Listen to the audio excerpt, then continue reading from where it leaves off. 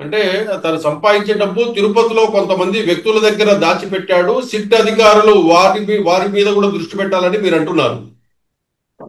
తప్పనిసరిగా ఇతను ఒక ఆర్థిక నేరగాడు.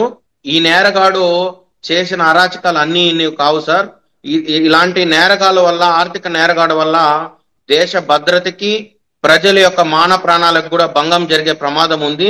ప్రజాస్వామ్యబద్ధంలో జరగాల్సిన ఎలక్షన్ని మద్య మద్య ప్రలోభాలు కానీ, డబ్బుతో ప్రలోభాలు కానీ, రౌడీయిజం చేయడానికి కానీ, దౌర్జన్యాలకు పాల్పడడం కానీ, ఇతను డబ్బుని అడ్డం పెట్టుకొని డబ్బును అడ్డం పెట్టుకొని ప్రజాస్వామ్యాన్ని కూనీ చేసేదానికి, అంత దిగజారడి రాజకీయాలు చేయడానికి కూడా వీళ్ళు వెనకాడలేదు.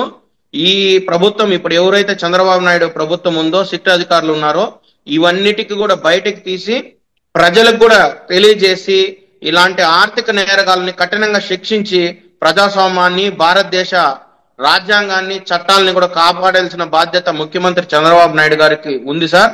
మేము కాంగ్రెస్ పార్టీ తరఫున డిమాండ్ చేయడం ఏంటంటే, ఇలాంటి ఆర్థిక నేరగాళ్ళకి ఎవరైతే సహకరించారో వాళ్ళందరినీ కూడా కఠినంగా శిక్షించి అవన్నీ కూడా బయటకు తీసి ప్రజలకు నిష్పక్షపాతంగా తెలియజేసి ఏమి జరిగింది ఈ స్కామ్ లో అని చెప్పి చెప్పాల్సిన బాధ్యత కూడా ఈ ప్రభుత్వాన్ని ఉంది అని చెప్పి మేము కోరుకుంటున్నాం సార్.